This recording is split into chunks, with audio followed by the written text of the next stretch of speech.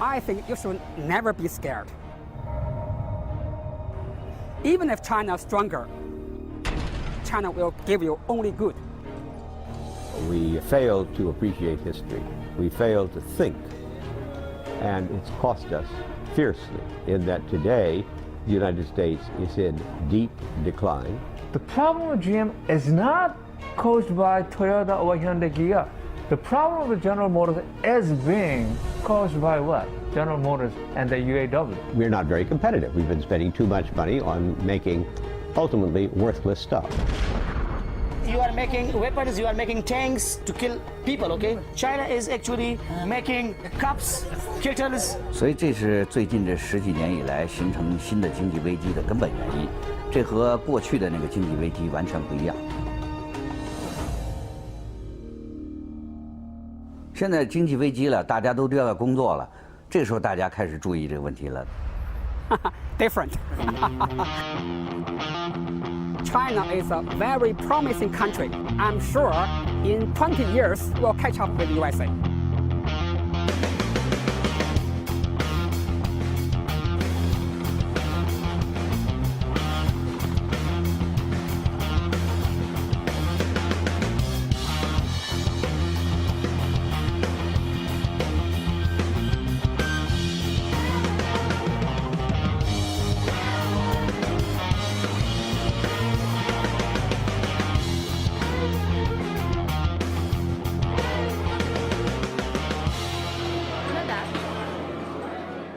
The world hegemon has historically always been the world's most powerful economic nation. The United States hasn't been the most powerful economic nation for a long time now. And it doesn't look like it's going to come back.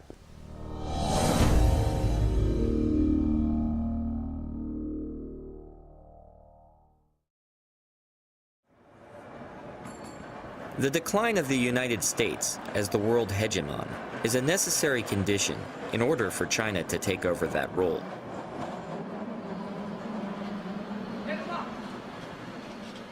But does hegemon necessarily mean empire? Hegemon simply refers to an overarching power. By empire, then, I think it's a little bit like pornography. You know it when you see it. As China unleashes its tremendous talents, as well as the power of its size and productivity, it certainly is assuming a hegemonic position, but I don't think China quite qualifies as an empire right now. But historically, when countries have become hegemons, they eventually become empires. Rome, Britain,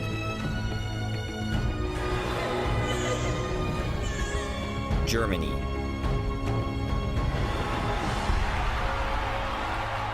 Japan, Russia, and let's not forget the United States.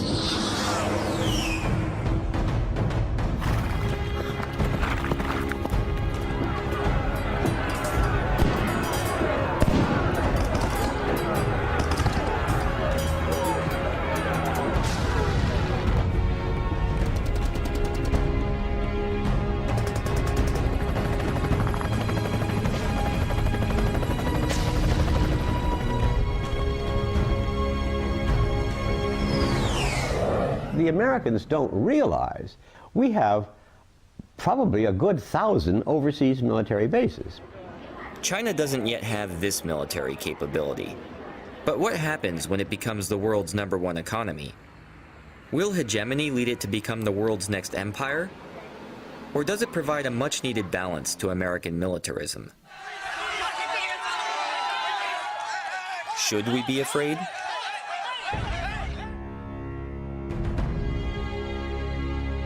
Seeing is believing. So come to China and have a look. Seeing is believing, so let's go. But not only to China. Let's go to the countries that surround China and see how they're being treated. Is China being a friendly neighbor? Or is it sowing the seeds of empire?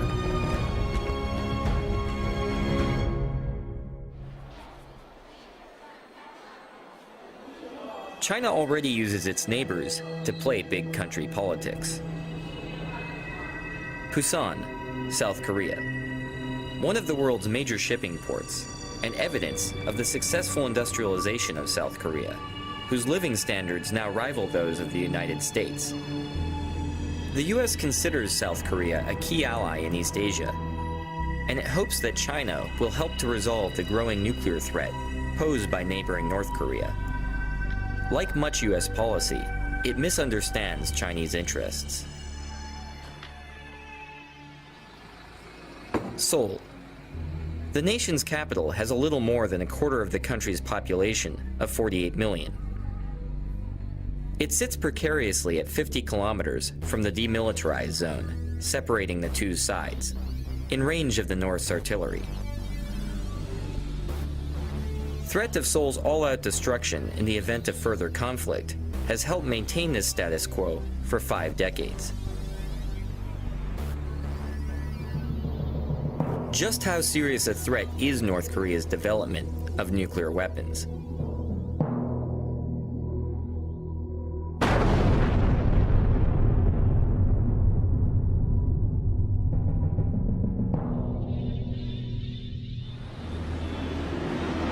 In order for a country to become a full-fledged nuclear weapons state, the country should satisfy 4 conditions.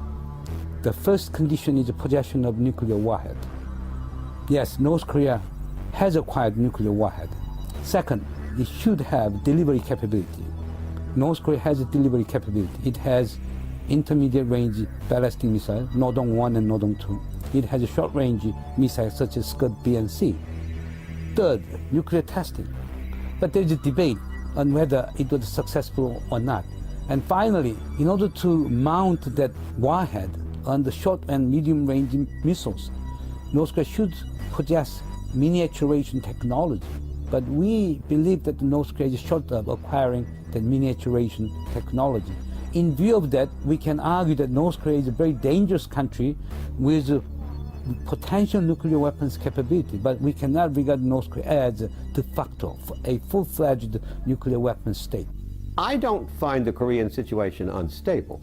I've never felt that there was a threat from North Korea. I've never thought for a minute there was a single North Korean that was even slightly suicidal.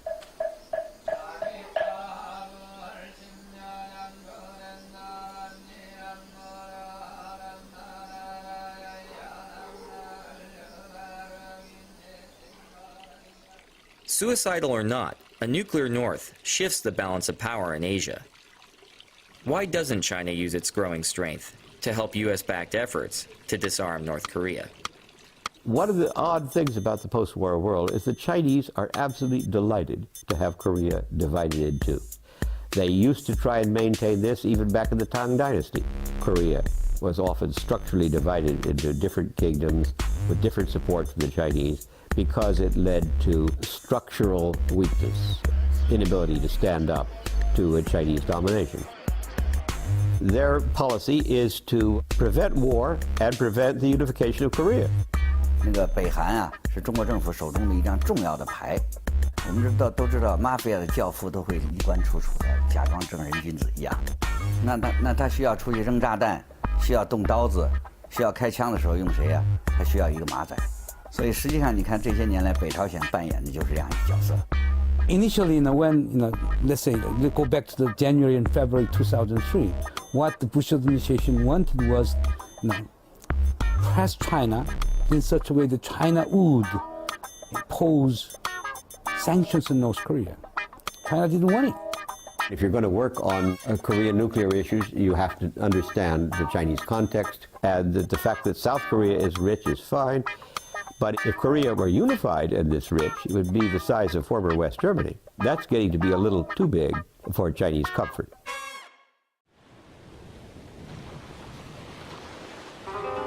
If Korea is a traditional tributary state that China manages through division, then how will it deal with Korea's bigger and wealthier neighbor, Japan, whose rivalries with China have spanned centuries?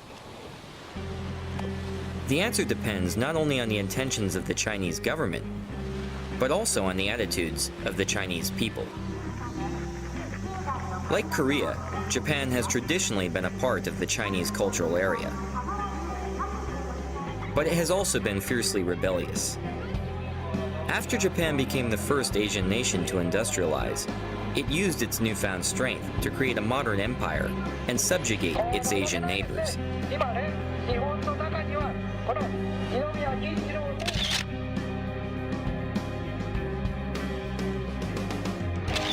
Committing heinous war crimes and killing approximately 30 million Chinese throughout Asia. Understandably, there exists a strong current of anti-Japanese sentiment among many Chinese today. Although Japan was defeated in World War II, it went on to become the world's second largest economy. China, however, is now on the verge of surpassing its old rival.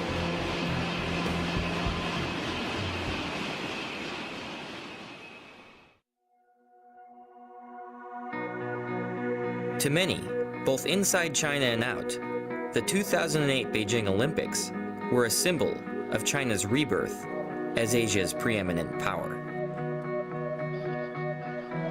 As part of the Beijing Olympic torch relay, the Chinese decided to bring the torch to Nagano, Japan, home of the 1998 Japanese Olympics. Perhaps as a message to the world that the Middle Kingdom was about to eclipse the land of the rising sun. Along with this message came a tremendous display of nationalism in the form of thousands of young Chinese. Many received encouragement and even financial support for their travels to Nagano from various Chinese consulates throughout Japan.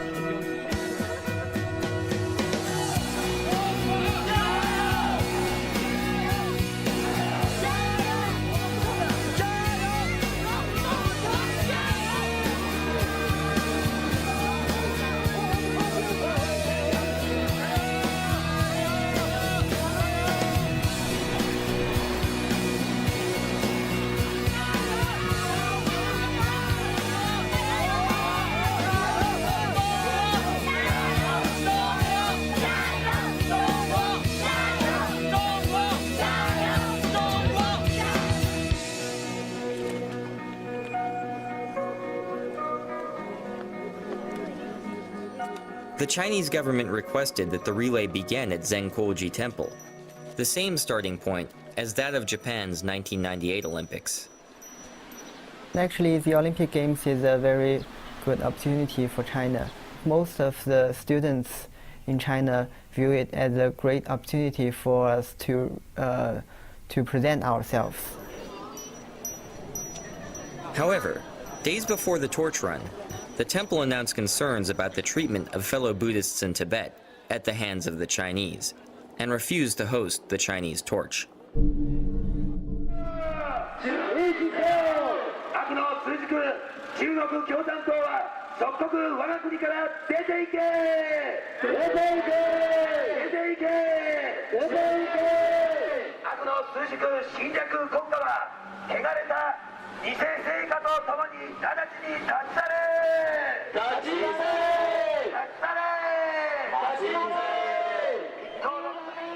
The event attracted a large number of loosely associated protesters who took the torch relay as an opportunity to voice grievances against China.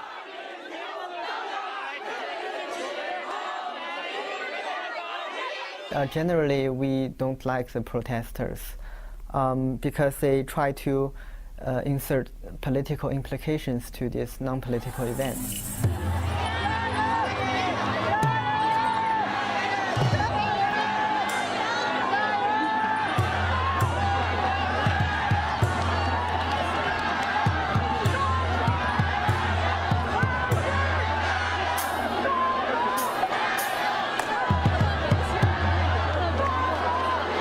Beyond being a window on Chinese nationalism, the Nagano torch relay provided a glimpse into the situation of some of China's various ethnic minorities, and begged the question, is China really the unified multi-ethnic nation that it portrays?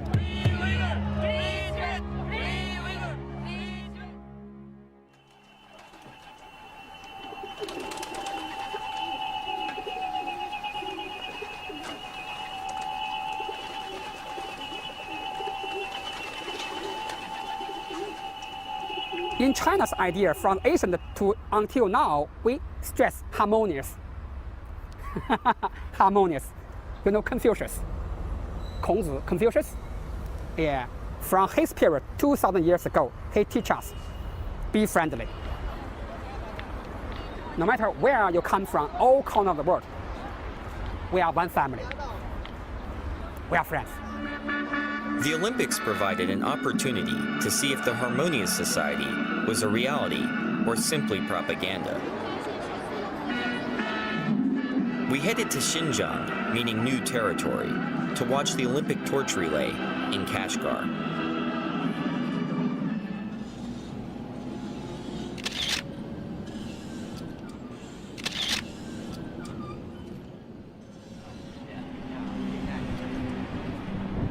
Inside Kashgar city, preparations for the torch relay were underway. In a show of ethnic solidarity for the Olympics, the authorities were preparing a large group of minority children, mostly Uyghurs, to come out and show support for the torch on the day of the run.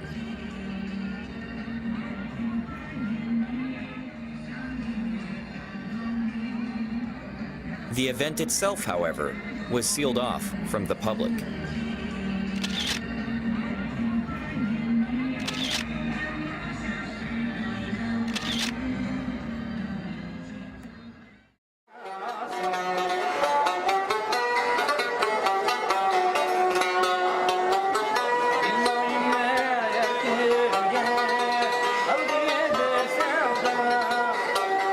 We were struck by just how different Xinjiang was from eastern China. And we wanted to know more. Specifically, just who were the Uyghurs? Well, to begin with, they're Central Asians of Turkic origin, and they're Muslim. It wasn't until we caught up with exiled Uyghur spokeswoman Rabia Kadir at the Uyghur American Association in Washington, D.C., that we felt like we got the other side of the story. İsmim Rabia Kadir, milletim Uyghur, ziminimning ismi Sharqi Turkiston. Mening ziminim 1949 yılı Xitoy hukumati tarafından, Xitoy diktatorlari tarafından besib olingan.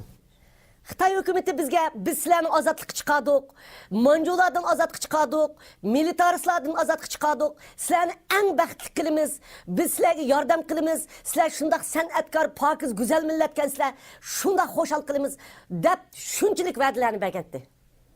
Lekin u bergan siyosatlari faqat qog'oz yuzida qilib, Xitoy butunlay o'zgacha shu avtonom rayon degan ism bilan qolib qoldik va bergan siyosatlarini yolg'on qilib uning aksinchisiga ijro qildi. 11-sentabr voqeasidan keyin Uyg'ur xalqini endi bostiradigan fursat, yo'qotadigan fursat keldi deb qaradi. Shunga Amerika Iroq urushidan foydalanib, Amerika bilan Birlashgan Davlatlar Tashkilotiga Sharqi Turkiston Islom partiyasi degan bir narsani kirgizish uchun bor kuchi bilan xizmat ishladi Xitoy hukumati.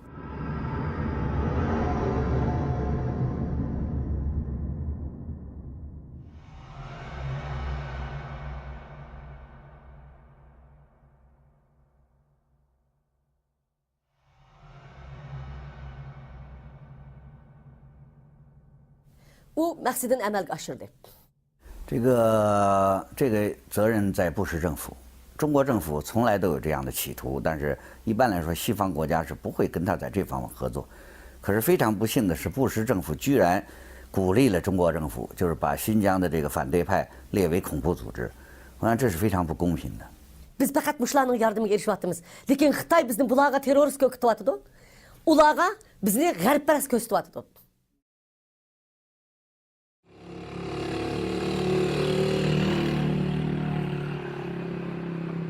There are two nations which are fighting in the world. One is America, one is China. So America is using brutal way, which is war, and there is a lot of losses. And China is using a peaceful way and civilized way, where there is no loss.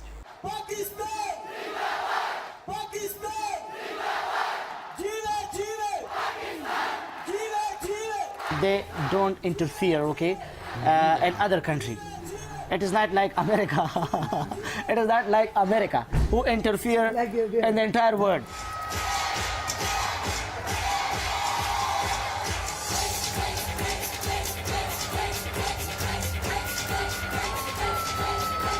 The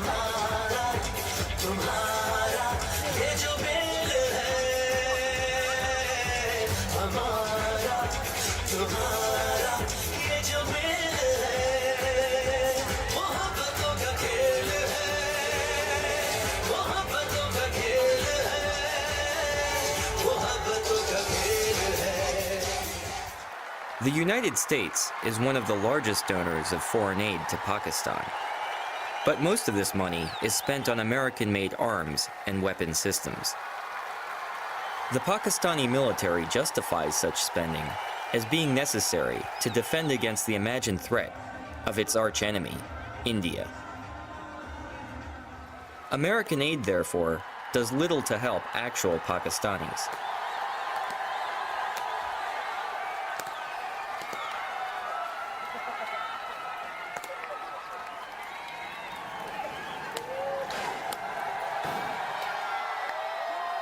Fortunately for the Pakistanis, there are other nations that have undertaken development projects that have contributed greatly to the infrastructure and quality of life in Pakistan.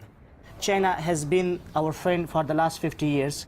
If Pakistan had any problem in the past, China came and it solved the problem of Pakistan. The Karakoram Highway is the highest international roadway in the world. It runs over 800 miles from Kashgar in western China to Islamabad, Pakistan. The KKH is a joint venture between China and Pakistan that provides a vital link between the two countries. A quiet graveyard just off the highway commemorates the 82 Chinese workers who lost their lives in Pakistan during the 20 years it took to complete the construction of the KKH. The Karakoram Highway would not exist today were it not for the funding, hard work, and sacrifice of the Chinese. Before the construction of KKH, the people of northern areas led a very poor life. After construction of KKH, we experienced different sort of changes, culturally, economically, socially, and politically even.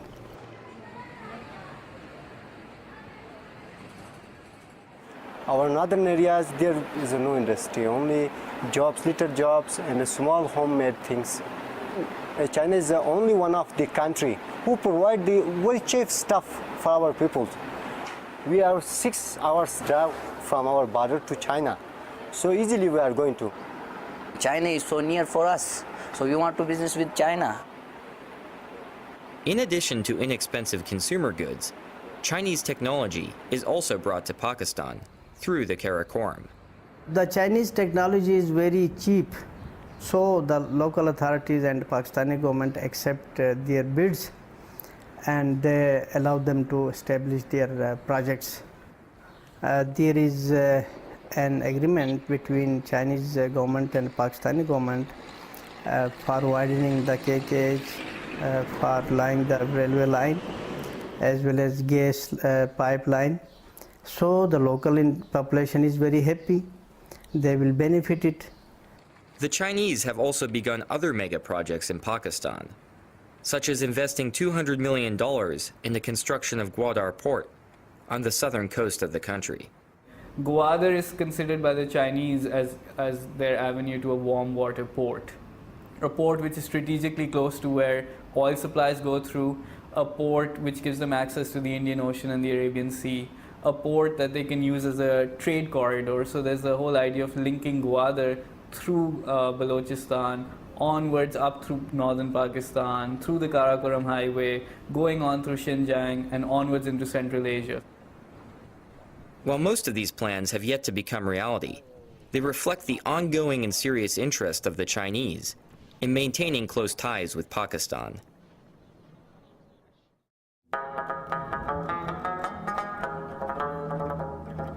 China's reputation as a friendly neighbor does not stop at Pakistan's border. It has successfully been outcompeting the US for the favor of Afghanistan itself.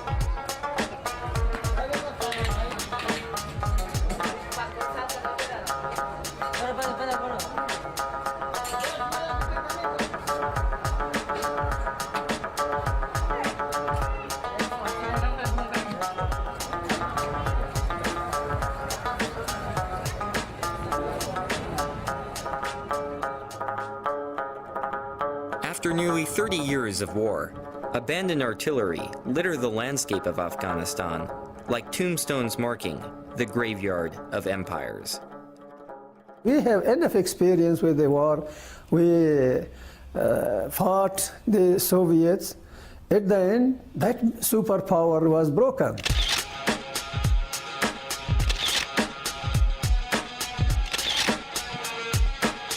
Despite billions being spent on so-called aid and development, the country has become increasingly dependent on opium production, with many blaming corruption and even NATO forces for the country's inability to move forward. America wants to solve everything by the gun. Gun does not bring solution. Gun increases the problems. Like in Pakistan, the Chinese have stepped in to fill the developmental void left by the United States. Right now, in this reconstruction period in Afghanistan, Chinese, they are holding some construction company they have built. They are busy in some road construction. They are not even telling our government who should be a minister, who should be a governor. All they are saying that they want to see a developed and prosperous Afghanistan. However, like its Western peers, China's interest in Afghanistan is not purely humanitarian. Rich in mineral resources, Afghanistan remains an undeveloped source of raw materials in a world in which they are increasingly scarce. It is Afghanistan's copper that interests China. The metal is used in all aspects of modern life, including coinage, jewelry, housing, transportation, electronics, and medicine. Afghanistan's untapped Aynak copper deposit in Logar province is said to be one of the world's largest, valued at almost $90 billion. ولایت لوگر در 30 کیلومتری جنوب شرق شهر کابل قرار دارد و این ساحه معدنی که شامل بلاک تکتونیکی کابل هست. در اینجا 3 معدن بزرگ وجود دارد که عبارت از معدن عینک، معدن دربند و معدن جوهر. البته معدن مثل عینک بزرگترین از این معدن است و این ساحه. The China Metallurgical Group has bought a 30-year lease for $3 billion, the largest foreign investment in Afghanistan's history. The royalties alone will cover almost half of the Afghan government's annual budget.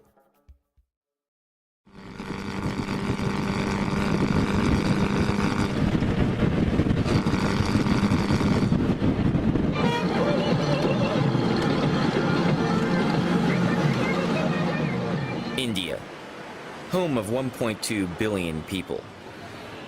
In 20 years, it will have a bigger population than China. Its economy continues to grow year after year, and it's the world's largest democracy. Could India provide a cultural and strategic counterbalance to China? One of the main balancing forces in the emerging world of Asia, South and East Asia, is going to be India and China.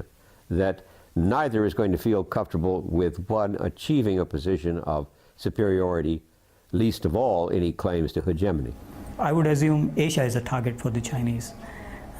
They would like to put Asia under its control in economic terms, in political terms, in strategic and military terms. This is where China has been active. If you were to look around Asia, China has replaced the US as the largest trading partner for almost every country in the region. India-China trade has been growing rapidly, and a trade route has even been opened that directly connects India and China through Tibet. Indeed, India-China trade has crossed India-US trade in terms of sheer numbers. There's a growing trade relation, bilateral relation between these two countries.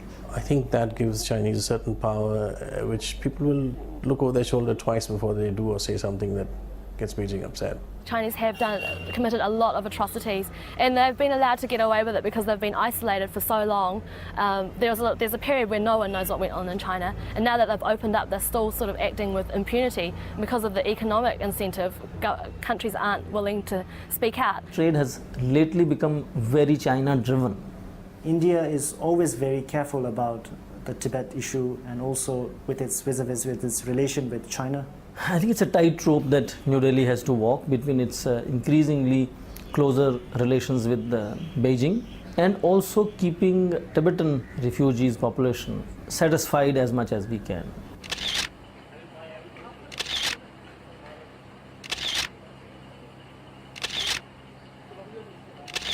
In March of 2008, there were protests across Tibet before the Chinese hosted the Olympics. Many Tibetans in India decided to show their support by marching towards Tibet.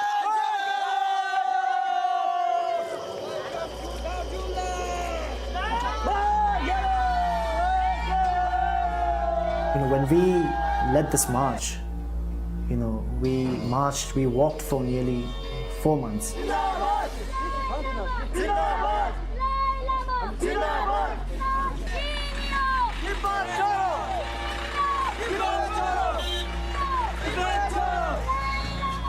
Indian central government, they have sent us an order saying that you can't move out of this district, Kangra district.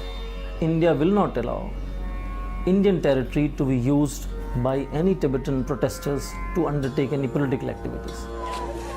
At Beijing's request, Delhi had its own police enforce the wishes of the Chinese government by cracking down on the protesters. Yeah, China is very clever, and it can use any country for their own benefit at any point of time. So when we were reaching the district border, very early morning the police stopped us. So from our side, because we were trained, what we did was we sat down on the road in the middle of the road, and we started praying. And some people were crying, and we all got locked ourselves. We started praying, and that made it impossible for them to get angry. And they have their own responsibility, they have their duty to perform. They have to arrest us.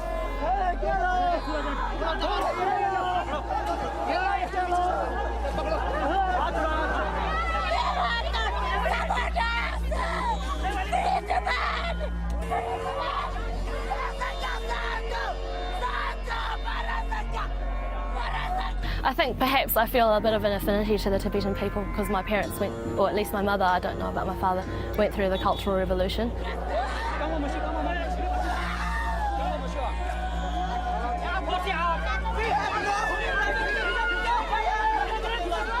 It's just weighing on me a little bit because everyone thinks I'm Tibetan when I'm here, which is lovely because I've really grown to love the Tibetan people. But before I came here, I was warned by a lot of local Indian people and also tourists that had been here. When I told them that I was Chinese, they were really surprised.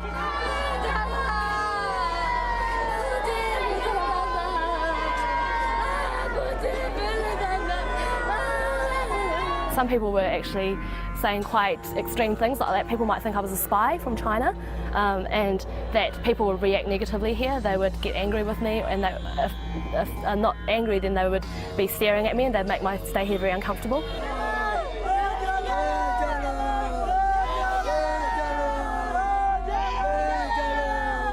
I had to decide whether I was going to tell people here that I was Chinese, and unfortunately I decided not to.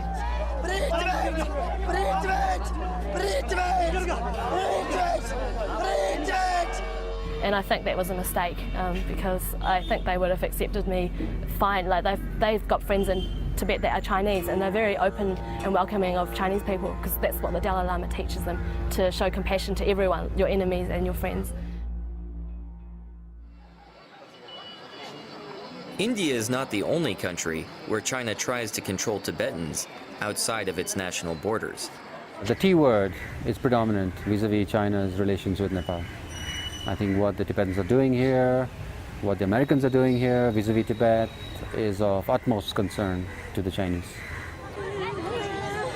it's pretty clear that the Tibetan protests, the Chinese don't like it. They're extremely sensitive to this, and that sensitivity is very easily brought to bear on the Nepal government. For 10 years, a bloody civil war raged across Nepal as Maoist rebels took up arms against the king, and the Maoists gained popular support. After the king was forced out of power in 2008, the Maoists were elected to run the new government. The party's name is a clear tribute to China's Chairman Mao. 实际上，他们不但是从意识形态上是毛泽东的那派别，而且他们一直在那个财政上和武器装备上都得到中国政府支持。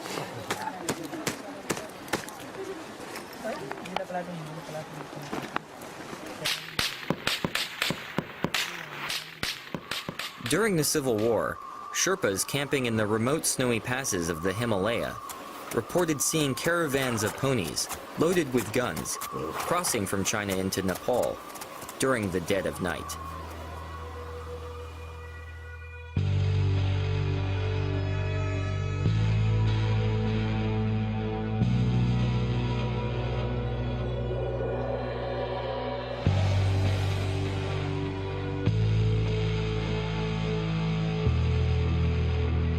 Maoists stormed the offices of the Nepali Times and physically assaulted Kunda Dixit and his staff in an attempt to silence the press.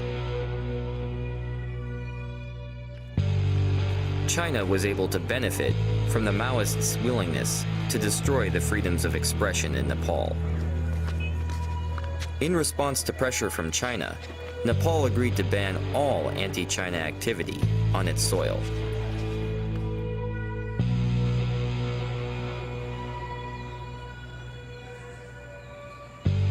China is bringing Nepal within its orbit. But what happens now? Once China controls a territory, what's in store for its future? Let's take a look at Hong Kong.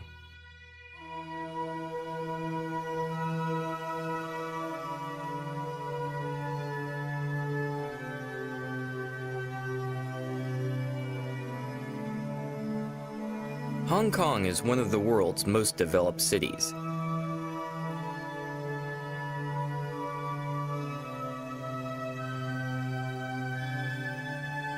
An icon of Asia. The Pearl of the East.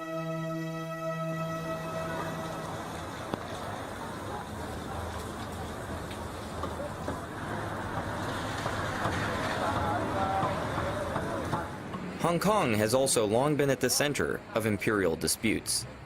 It was taken by the British Empire from the Qing dynasty after the First Opium War. 过去英国的统治能在那儿存在好几十年，是因为中国经济上的需要。因为当时西方的很多工业设备和那个先进的技术是禁止卖给共产党国家，那么香港成为中国转手购买西方技术和西方的产品的一个重要的那个基地。 这是保留香港的最重要的那个原因。After reunification, the Chinese promised to preserve Hong Kong's highly successful laissez-faire economy and its political autonomy, rule of law, and Western-style civil liberties, under a paradigm that would be dubbed "one country, two systems." If you bumping into one Hong Kongese on the street, or ask some kind of human rights of activities in Hong Kong, what's the most sensitive test of a one country, two system is Falun Gong issue. The Falun Gong is a modern Chinese spiritual practice that was founded in China in 1992. Our main principles are three words, truthfulness, compassion, tolerance. And we believe that's the principle that the entire universe operates under. Its explosive popularity scared the Chinese Communist Party. On the 20th of July, 1999, it was banned, and a brutal campaign of persecution began in the mainland.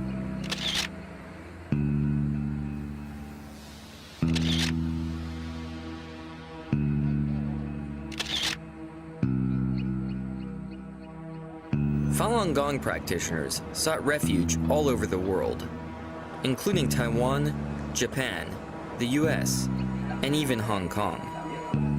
Compared to China, Hong Kong remained an island of tolerance for the Falun Gong. Even today, as busloads of tourists from the mainland come to visit Hong Kong and take in the view from Victoria Peak, Falun Gong practitioners are free, under Hong Kong's constitution, to peacefully demonstrate in support of their beliefs, including displays about human rights violations by the Chinese government. On the surface, it would appear that one country, two systems is working. Or is it? One of the issues raised when you introduce Hong Kong is whether or not the Chinese idea of one country, two systems is stable. I don't think so. Under Beijing's pressure, the Hong Kong government routinely violates its own constitution by refusing entry to Falun Gong practitioners who try to visit the territory. Every country have an immigration control. They are entitled to refuse someone, no problem. But racial and religious discrimination cannot be a reason of refusing people to enter. So when we talk about one country, two systems, it's like, gradually really disappearing. Is one country, two systems starting to become one country, one system? 但是收回香港那个90年代的时候，香港在政治色彩并不浓，但是现在的香港的这个残存的民主，成为好像中国民主的一个导火索，一个重要的榜样，所以共产党现在需要消灭香港的民主。 Teresa Chu herself was deported when she attempted to visit. Chinese leader Hu Jintao was visiting there. We have 1,000 Taiwan Falun Gong practitioners, from 6-year-old kid to 80-something aged old lady, were violently repatriated from Hong Kong to Taiwan. In detention room, we have no water, no refreshment, no place to rest. They use some kind of blanket, wrap me like this way, from here, until below the knees.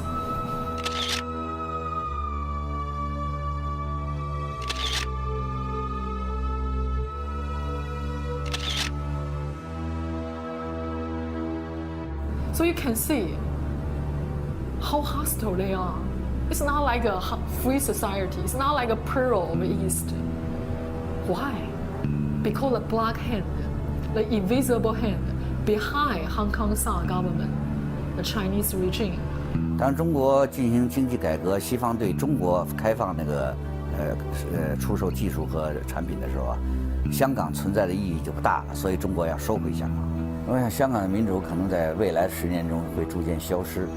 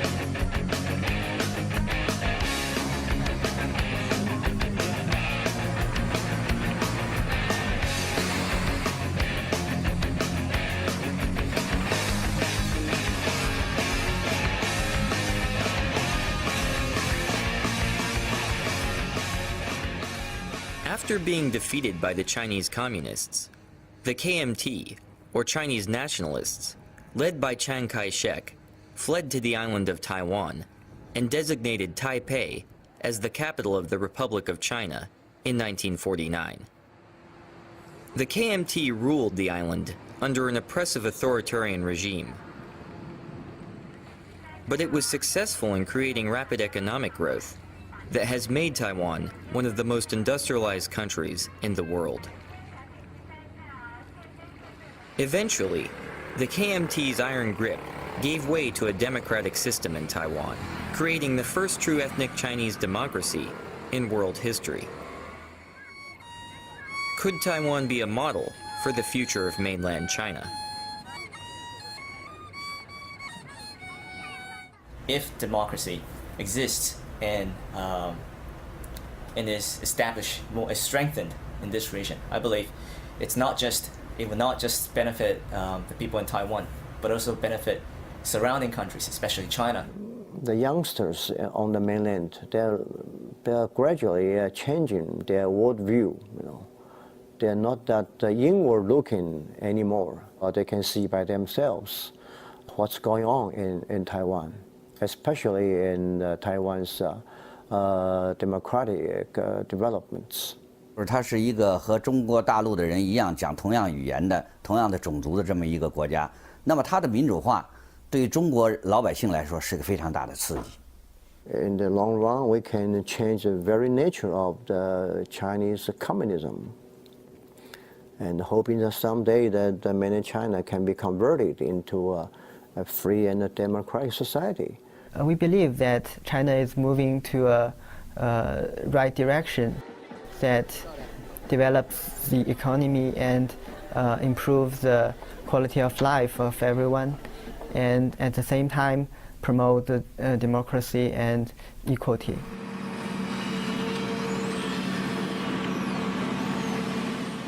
As the Chinese economy has grown, a process of normalization between Taiwan and the mainland has begun.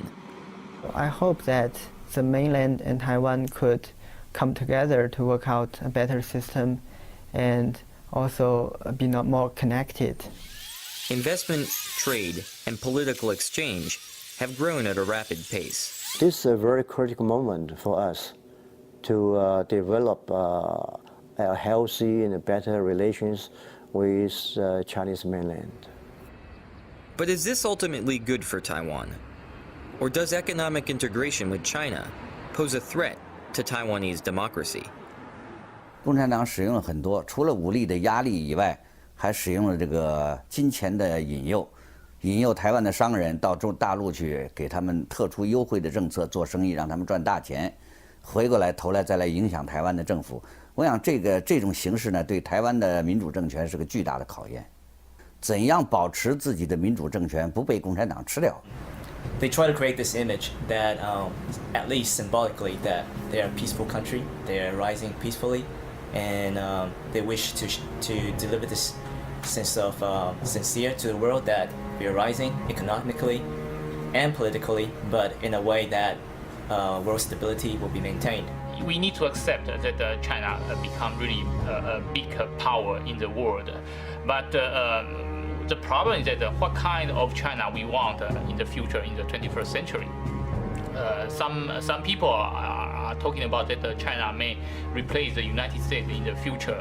But if this China is an authoritarian China, I don't think it's really a very good thing for the world, for the humanity. Being a big country, being a big, strong country, United States of America should mount pressure on the Chinese government. If the West really wanted to speak up, it would, but it chooses not to because our products come from China. We rely on China's economy. We never ask ourselves, what do we do, however, if they get really so rich that they're richer than we are, and that we are making ourselves utterly dependent upon them. The world is relying on China a lot at the moment, and it's too afraid to really speak up for Tibet or for any of the other issues. I believe that the international community should continue to talk about the human rights problem, the democracy in China. If not, I believe we are just helping to create a new empire, and I believe it's not good really for the 21st century.